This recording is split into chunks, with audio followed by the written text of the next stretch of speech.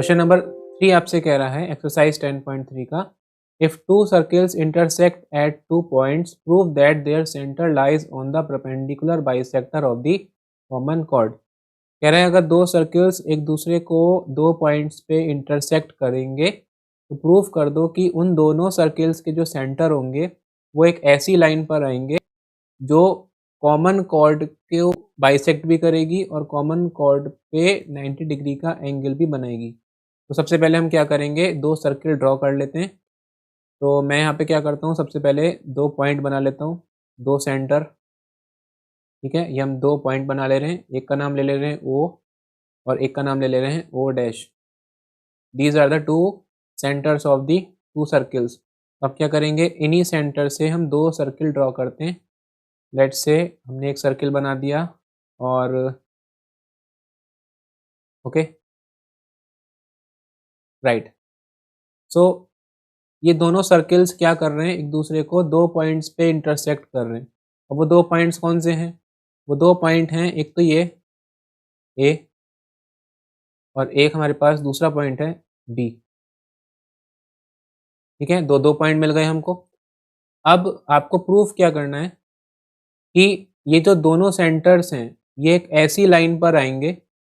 अगर मैं यहाँ से O से O डैश तक एक लाइन ड्रॉ कर दूँ जो दोनों को ज्वाइन कर रही होगी, तो ये जो लाइन है, ये लाइन जो है ना, ये कॉर्ड को बाइसेक्ट करेगी। कॉर्ड बन गई A से B। सो क्वेश्चन आपसे कह रहा है कि प्रूफ कर दो कि ये जो O से O डैश को मिला के जो लाइन मिली हमको O डैश, दोनों सेंटर्स जो आ रहे हैं जिस लाइन पर, वो लाइन कॉमन कॉर्ड AB जो कॉमन है। कॉमन क्यों है, क्योंकि ये हमारे पास इस वाले सर्किल की भी कॉर्ड है और ये येलो वाले सर्किल की भी कॉर्ड है। ठीक है, तो इस कॉमन कॉर्ड को ये O डैश लाइन एक तो बाइसेक्ट भी करेगी, मतलब ये पार्ट और ये पार्ट आपस में बराबर होना चाहिए। दूसरी चीज़, यहाँ पे एंगल कितना बनेगा, यहाँ पे एंगल बनेगा 90 डिग्री का। ये भी आपको प्रूफ करना है। तो चलो इसको लिख लेते हैं। सबसे पहले गिवन में लिख लेते हैं जो जो चीज़ें हमें पता हैं। गिवन में हमें क्या क्या पता है, हमें पता है कि कॉमन कॉर्ड कौन सी है, कॉमन कॉर्ड हमें दे रखी है AB। और हमें प्रूफ क्या करना है, टू प्रूव, क्या प्रूफ करना है भाई, कि 2 चीज़ें प्रूफ करनी है, ध्यान से देखना। एक तो परपेंडिकुलर प्रूफ करना है और दूसरा बाइसेक्टर प्रूफ करना है। O डैश AB पे 90 डिग्री बनाएगी, तो लिख देंगे O dash perpendicular to AB। एक तो ये चीज़ हमें प्रूफ करनी है, फर्स्ट पार्ट। और हमें दूसरी चीज़ क्या प्रूफ करनी है कि जो O डैश है वो AB को 2 इक्वल पार्ट में डिवाइड कर रही है। तो उसके लिए मैं क्या करता हूँ, यहाँ पे एक पॉइंट मान लेता हूँ, इसका नाम ले लेते हैं M। तो हमें प्रूफ करना है कि AM बराबर होगा इसके MB के। तो हमें 2 चीज़ें समझ में आ गई, हमें प्रूफ क्या करना है। ठीक है, तो जनरली इस टाइप के क्वेश्चन में सबसे पहले आप ये ढूंढ लिया करो कि आपको असल में क्वेश्चन में करना क्या है। एक बार आपको समझ में आ जाएगा क्या करना है तो फिर आपके लिए क्वेश्चन ईजी हो जाएगा। तो चलो देखते हैं अब क्या करें। अब इसको मेरे को प्रूफ करने के लिए मैं क्या करता हूँ, मैं यहाँ पे O को A से ज्वाइन कर लेता हूँ। ठीक है, एक काम करते हैं इसको, यस, हम इसको डिफरेंट कलर से शो करते हैं। O को A से ज्वाइन कर लेते हैं एंड इसी तरीके से A को भी O डैश से ज्वाइन कर लेते हैं। ठीक है, and in the same way हम O को B से ज्वाइन कर लेते हैं एंड B को O डैश से ज्वाइन कर लेते हैं। राइट, तो अब हमारे पास कई सारे ट्रायंगल्स हमें दिख गए बनते हुए। अब हमें प्रूफ करना है, सबसे पहला पार्ट हमें क्या प्रूफ करना है कि O डैश लाइन जो हमें दिख रही है ये AB पे 90 डिग्री बनाएगी, मतलब यहाँ पे 90 डिग्री का एंगल बनेगा। ये हमें प्रूफ करना है। तो कैसे प्रूफ होगा देखो, अब खुद बताओ। चलो AB लाइन है ना, जो मैं बोलता जा रहा हूँ उसको ध्यान से देखना। जो लाइन AB है, ये जो लाइन AB है, फिगर में देखते जाइए, और यहाँ पे जा रही है O डैश। राइट, तो मेरे को पता है मुझे अगर यहाँ 90 डिग्री प्रूफ करना है, तो अगर ये 90 हुआ तो ये भी 90 होगा। बताओ, बिल्कुल होगा ना। भाई अगर एक भी 90 हुआ तो दूसरा ऑटोमेटिक 90 हो जाएगा। तो सिंपल सी चीज़ है, सबसे पहले अगर मैं ये प्रूफ कर दूं कि ये दोनों एंगल आपस में बराबर हैं तो मेरा काम आसान हो जाएगा। क्यों आसान हो जाएगा? क्योंकि ए बी जो है वो एक स्ट्रेट लाइन है, और स्ट्रेट लाइन पे जो एंगल बनता है, स्ट्रेट लाइन पे जो ये पूरा एंगल बनता है, ये कितने डिग्री का होता है? 180 डिग्री। और अगर इस 180 डिग्री को हम एक किसी लाइन से डिवाइड कर दें, ये दोनों पेयर, ये जो दोनों पेयर निकलेंगे, इन्हें आप बोल देते हैं लीनियर पेयर, राइट? इन्हें हम बोल देते हैं लीनियर पेयर। तो मैं अगर ये प्रूफ कर दूं कि ये दोनों पेयर आपस में बराबर हैं, अगर एक x होगा तो दूसरा भी x हो जाएगा उस केस में, और दोनों का सम कितना हो जाएगा? 180, क्योंकि लीनियर पेयर से ये प्रॉपर्टी हमें पता है, x और x मिलके क्या बन जाएंगे? 2x is equal to 180। यहाँ से x की वैल्यू आ जाएगी 180/2 मतलब कि 90। तो हमें समझ में आ गया कि हमें सबसे पहले ये दोनों एंगल आपस में इक्वल प्रूफ करने हैं, ठीक है? तो मैं इसका नाम दे देता हूँ, बार बार इसका नाम मैं OMA नहीं बोलूँगा, मैं इसका नाम दे देता हूँ एंगल 1, और इसका नाम दे देता हूँ एंगल 2। तो मुझे एंगल 1 एंगल 2 के सबसे पहले इक्वल प्रूफ करना है। अगर मैंने ऐसा कर दिया तो मेरा काम हो जाएगा बहुत ज़्यादा आसान, लीनियर पेयर लगा के मैं 90 प्रूफ कर दूंगा उसके बाद। अब एंगल 1 एंगल 2 के इक्वल कैसे होगा? उसके लिए ध्यान से देखो भाई, इसे मिटा देते हैं। अगर हम ओ, हमने क्या करा, ओ को ए से भी मिला रखा है और ओ को बी से भी मिला रखा है, और हमें एंगल 1 एंगल 2 के इक्वल प्रूफ करना है। तो एंगल 1 हमारा कौन से ट्राइंगल में आ रहा है? ओ एम ए, ऊपर वाले ट्राइंगल में आ रहा है एंगल 1, और नीचे वाले ट्राइंगल में आ रहा है एंगल 2। तो क्यों ना मैं इन दोनों ट्राइंगल्स को आपस में कॉन्ग्रुएंट प्रूफ कर दूं। तो अगर ये कॉन्ग्रुएंट हो गए तो CP/CT लगा के मैं बोल सकता हूँ कि एंगल 1 एंगल 2 के बराबर हो जाएगा, राइट? तो अब कॉन्ग्रुएंसी लगाने के लिए हमने 5 रूल पढ़े हैं। कौन कौन से? सबसे पहले हमने RHS पढ़ा है, SAS पढ़ा है, SSS, ठीक है, AAS भी पढ़ा हुआ है, और बताओ एक रह गया, ASA। ठीक है, तो हमने ये 5 रूल पढ़े हैं, इनमें से कोई एक लगा दें तो काम हो जाएगा। RHS लग नहीं सकता क्योंकि यहाँ राइट एंगल नहीं है। SAS के लिए हमें 2 साइड और उनके बीच का एंगल की जरूरत पड़ेगी, तो क्या लग रहा है SAS? देखो, OA और OB तो बराबर होंगे क्योंकि ये दोनों रेडियस हैं। तो हमें पहली साइड तो मिल गई, हमें पहली साइड तो मिल गई। फिर दूसरी साइड देखो, OM, जो OM लाइन है वो हमारे पास ऊपर वाले ट्राइंगल में भी आ रही है और नीचे वाले ट्राइंगल में भी आ रही है, तो दूसरी साइड भी मिल गई, दूसरी साइड भी मिल गई भाई, ठीक है। अब एक एंगल और चाहिए, एंगल इन दोनों के बीच में होना चाहिए, मतलब कि ये वाला एंगल, क्या ये इसके बराबर है? ये तो हमें पता ही नहीं है, तो इसके बारे में हम कुछ नहीं कह सकते। तो SAS तो नहीं लग सकती। क्या ट्रिपल एस, क्या इस कॉर्ड के बारे में कुछ पता है? तीसरी साइड के बारे में ये भी नहीं पता, ये भी नहीं लग सकती। AAS के लिए 2 एंगल चाहिए, 2 एंगल हमारे पास है नहीं। ASA में भी 2 एंगल चाहिए, 2 एंगल हमारे को पता नहीं है, ठीक है। तो कोई भी कॉन्ग्रुएंसी का रूल यहाँ पे नहीं लग पा रहा है, तो हमें सबसे पहले क्या करना पड़ेगा, कोई एक चीज़ यहाँ पे सेटिस्फाई करनी पड़ेगी ताकि हमारे पास कॉन्ग्रुएंसी का रूल लग जाए। तो हम कोशिश करेंगे कि यहाँ पे ये जो एंगल था ये वाला, ठीक है, इसका नाम दे देते हैं हम फिगर में, इसका नाम दे देते हैं 3, इसका नाम दे देते हैं 4। तो हम सबसे पहले 3 और 4 को इक्वल करेंगे, उसके बाद हम इनमें से कोई एक कॉन्ग्रुएंसी लगा देंगे, SAS लग जाएगी तब, अगर हमने 3 4 को इक्वल प्रूफ कर दिया।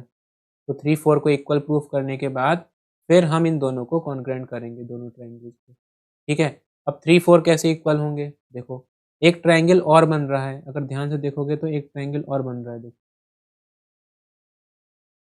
ये दिख रहा है आपको, AOO डैश, AOO डैश, और इसी तरीके से नीचे भी बन रहा है, इसका नाम है नीचे वाले का OBO डैश। तो इस इन दोनों ट्राइंगल्स में देखो, ये साइड इसके बराबर है क्योंकि ये दोनों रेडियस हैं, बराबर होंगी। ये साइड भी इसके बराबर है क्योंकि ये भी रेडियस है।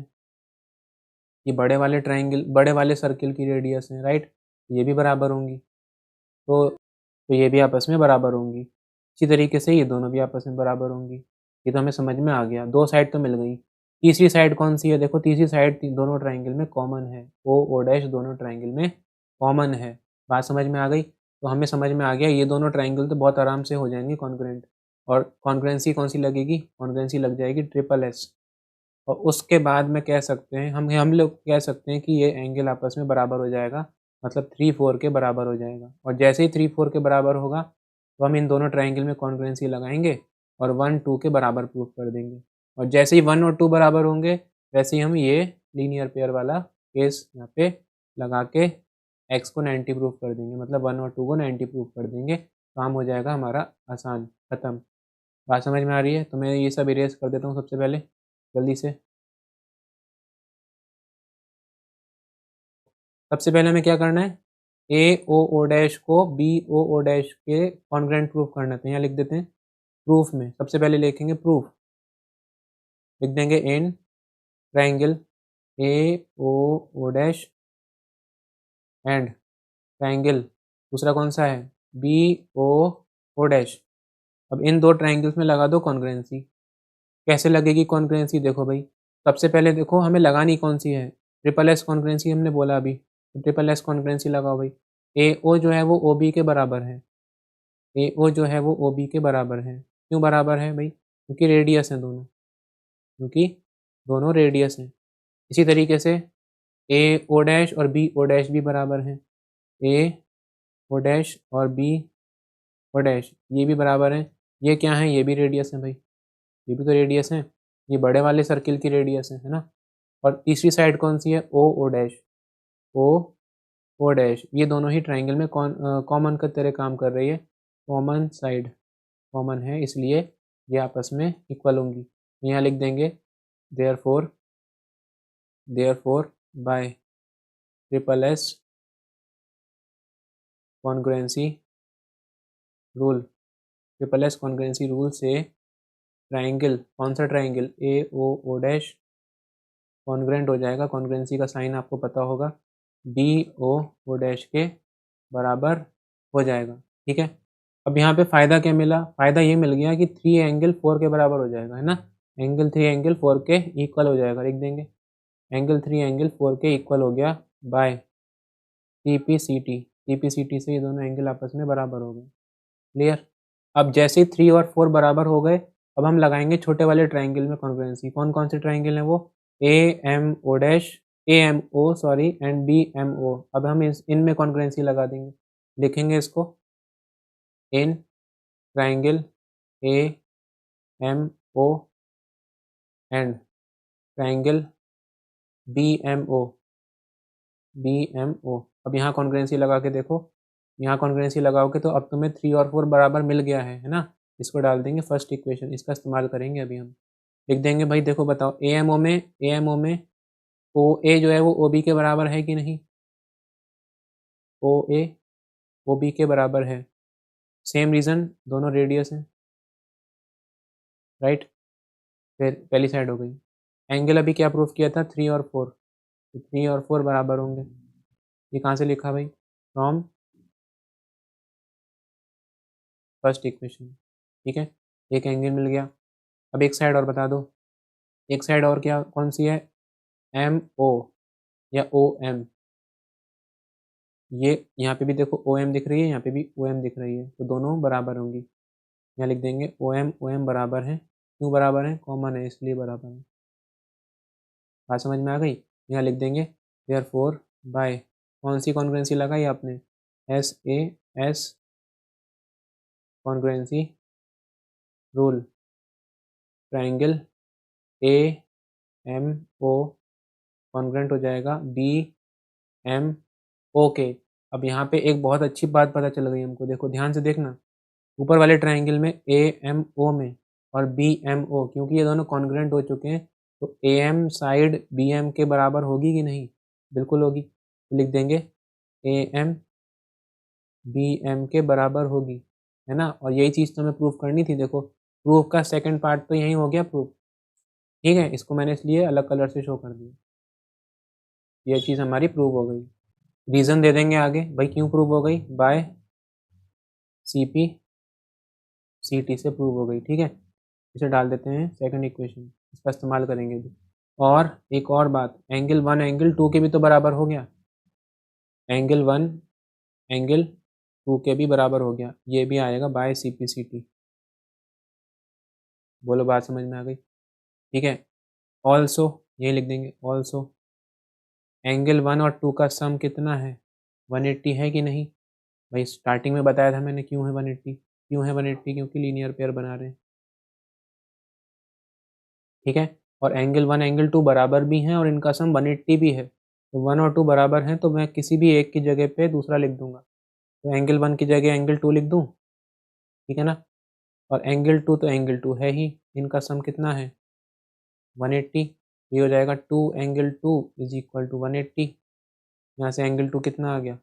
180 अपॉन 2, 2 से 180 खत्म हो जाएगा 90 टाइम्स, तो एंगल 2 कितना आ गया?